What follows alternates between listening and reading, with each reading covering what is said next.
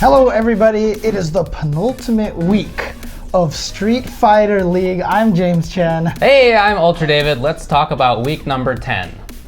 We start this week with battle number 1, which is Team Inferno with Punk, Broly Legs, and JB, and Team Psycho, which is Toy, El Chacote, and Just a Kid. The last time they played, Inferno won it 3-2, and Punk actually had to OCV with Karen to make that happen. So this was very close.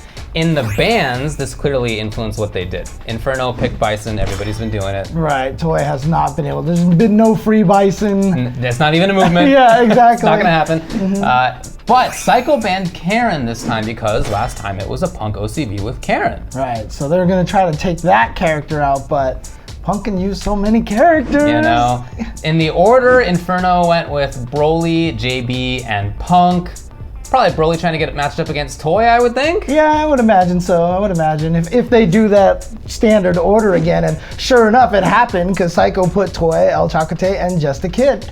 And you know, Just a Kid did well as an anchor before, so let's see if he can handle it again. For sure.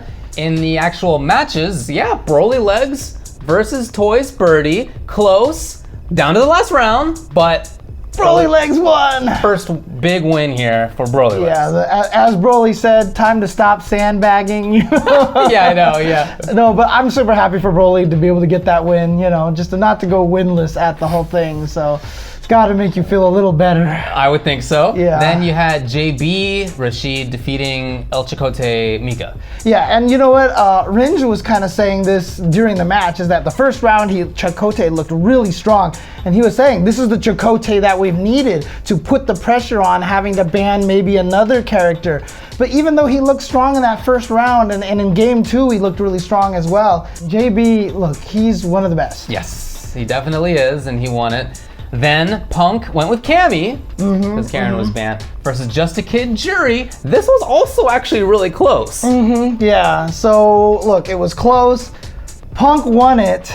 It was a 3-0, but really all the matches were a lot closer than the score shows. I think that's true, yeah, right. So each individual match was close. Right. But it's still a loss. 0-3, and this is the second time that that's happened to Team Psycho.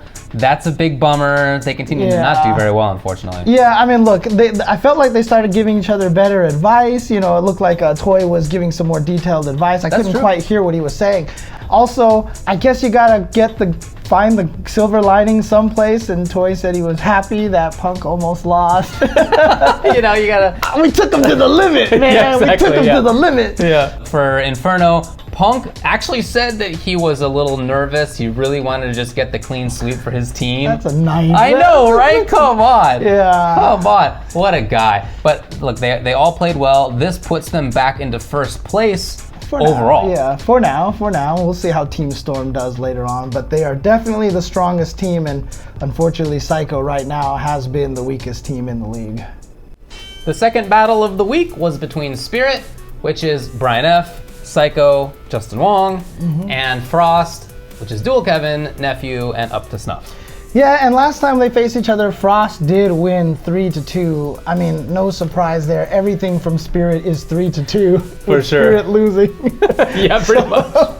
But, you know, this time Spirit went and banned Rashid, which is what they banned last time. So they're just trying to take away Dual Kevin. Exactly. Yeah, and then Frost banned Boxer, Balrog, again from Brian F. So they didn't change up their strategies. They went exactly how they went last time.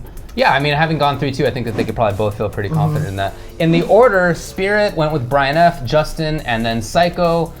Justin thinks that they always have bad orders, but he was actually really happy about how it worked out this time. Yeah, Frost picked Dual Kevin, Up to Snuff, and Nephew, and Justin was like, okay, that's finally what we predicted, and it happened. So there you go. And that is the same order that team has used quite a few times. So reasonable guess by Justin. Then in the matches, Brian F. Abigail started it off versus Dual Kevin's G. And you actually feel like that G does well against Abigail, right? But Brian F actually took this, and it almost seemed like the matchup didn't matter because Brian F just guessed right. He jumped over everything. He command grabbed and he meatied, and everything worked for him. I don't care what the matchup is. If you guess right 100% of the time, you're going to win. That's just how it goes. Yeah. And that's basically what Brian did. Then the next match was Justin's Minot versus Up to Snuff's Necalli. Yeah, and again, look, Up to Snuff, we've talked about his movement. We've talked about how fast he gets, and that's tough for Minot to deal with. And I felt like Up to Snuff was doing really well against Justin. I thought he was going to beat him, actually, but somehow Justin keeps eking out these wins when he survives, you know? I don't know how he does it, to be honest with you. Then in the third one, it was Psycho's Necalli versus nephew Colleen. And Psycho, look, it was down to the very last round. Yeah. It was almost a 3-0. Almost. But nephew made the comeback. Yeah, and not only did he make the comeback against Psycho, but he started the road to the reverse OCV because he fought Brian F afterwards and was able to defeat Brian. Man, if you are Spirit right then, you're just you're so concerned because that's happened so many times. That they're up 3-0, they lose, and then and I felt like they lost. Brian F lost was when just because there was a couple of like Abigail things that he just wasn't familiar enough with, obviously because his boxer was banned. So. Of course, yeah. And then it came down to Justin and Nephew, the captains. Nephew had match point with Justin down to a pixel. Then Nephew had match point again with Justin down to a pixel on his stun bar. Right. Then Nephew had match point versus Justin with Justin's life bar down to just the littlest bit. And each time, Justin made the comeback. And it's crazy, too, because that's an adjustment, because Nephew beat Justin 2-0 last time they played each other. So Justin eking out these wins against Colleen, really, really impressive. But again, doing it so often where he's just like, there's just no way he should be winning. You know, he did a wake-up crouching medium kick into super at one point in time, you know. And again, another 3-2, but this time, as with I feel like every week, it could have went either way. It just finally worked out in Team Spirit's favor. This team could definitely have a bunch of just straight 3-0s. Like, it definitely has been possible. But yeah, each time it hasn't worked out like that. Thankfully for them, this time they get the win at least. I mean, I honestly believe if just a few small changes, like maybe 3 things during this whole league change, they would be like in 3rd place right now. For sure plausible. Yeah. For sure plausible. Then on Frost's side, Nephew is super strong. Yeah. Obviously, no doubt about that. Something that we knew going into this. But having to win not only 3 times in a row, but also that last player to be Justin Wong, the king of keeping it slow, keeping it lame and frustrating. Clutching it out, Yeah, to go through that gauntlet and Justin is the final person you got to get through, I feel like that's almost worst case scenario. Yeah, and Justin even said it in the interview. He felt like he got Nephew got worn down, and I think he was right about that. And we close out this week with what I feel like is a really important matchup in terms of standings.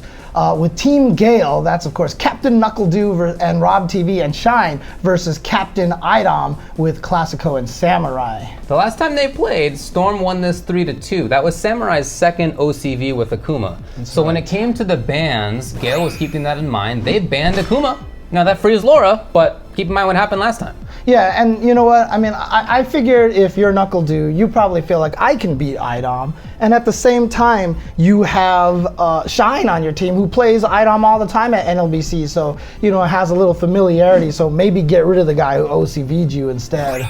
And then Storm banned Ibuki from Shine. It's happened every time. So I feel like Shine and Toy are the only ones that have been like 100%. Like, I think that's true, okay. Then in the order, Gale went with Rob TV first, then Shine, then NuckleDo. Yeah, they've been putting Rob TV at the end as anchor every single time, but look, I don't know what the logic is or why he chose to switch it up, but Justin said he feels like NuckleDo does the right order every time. You know, well, there you go. Did pretty well.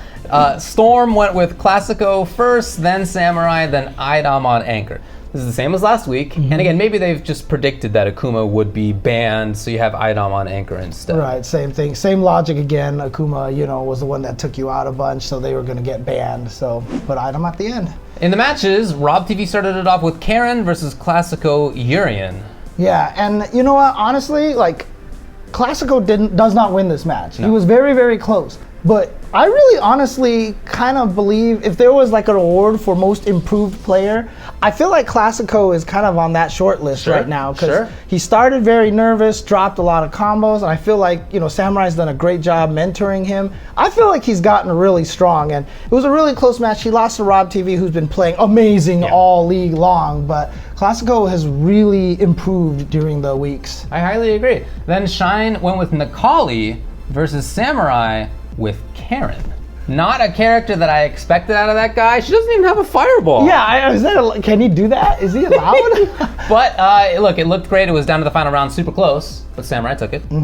Then it was NuckleDu going with G versus Idom with Laura, of course. Yeah, and again, look, if this is what NuckleDu was predicting with his order picking, if Justin's right that he's the master at this, it worked out because he definitely took this over Idom. Did you see the way he was smiling after he won game one?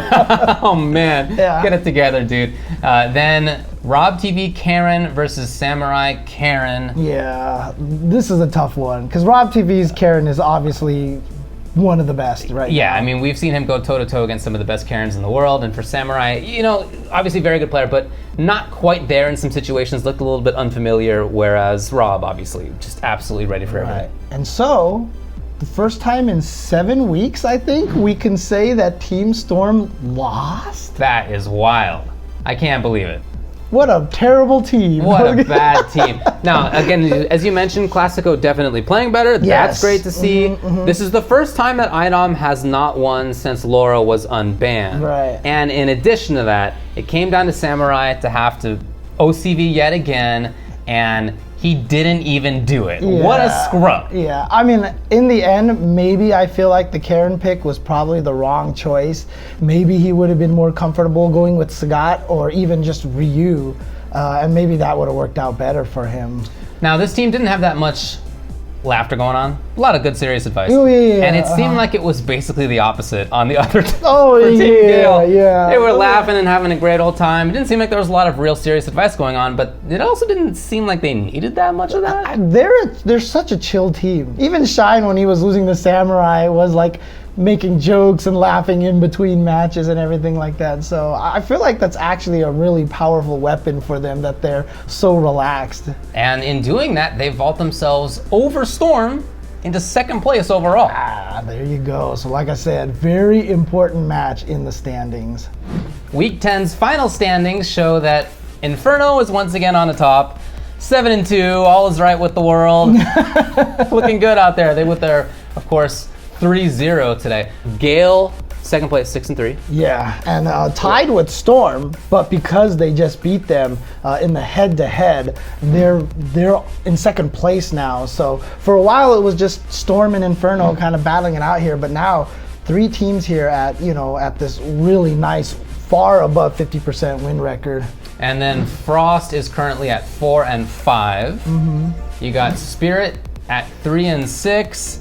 At least it was a win this week. And look, if they win and Frost loses next week, they get into 4th place. Definitely plausible, for sure. Could be, yeah. Depending on how the tiebreak works out. Of course. And then Psycho, unfortunately, still at the bottom. It's just been getting worse for them. They're 1-8.